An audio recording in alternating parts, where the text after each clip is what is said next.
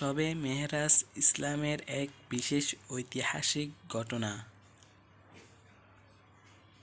এটি হযরত মুহাম্মদ সাল্লাল্লাহু আলাইহি সাল্লামের জীবনের অন্যতম অলৌকিক ঘটনা।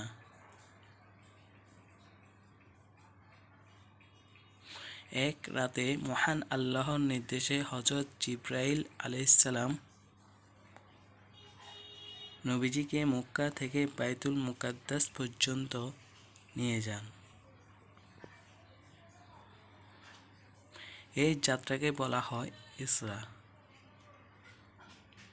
বাইতুল মুকাদ্দাসে গিয়ে তিনি অন্যান্য নবীদের ইমাম হিসেবে নামাজ আদায় করেন।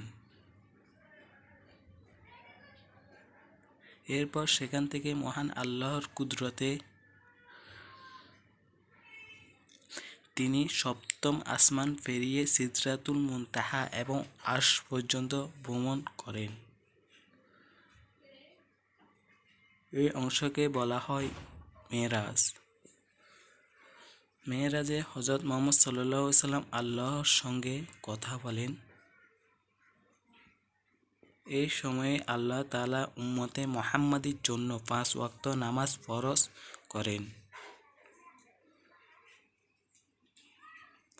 প্রথমে 50 ওয়াক্ত নামাজ নির্ধারণ করা হয়েছিল, কিন্তু মহান নবী সাল্লাল্লাহু আলাইহি সাল্লামের অনুরোধে তা কমিয়ে 5 ওয়াক্ত করা হয়। শবে মেরাজ আমাদেরকে নামাজের গুরুত্ব বোঝায়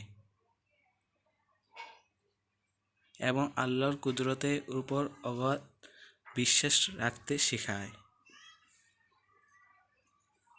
এটি আল্লাহর বান্দাদের প্রতি অসীম ভালোবাসা ও রহমতের একটি উদাহরণ।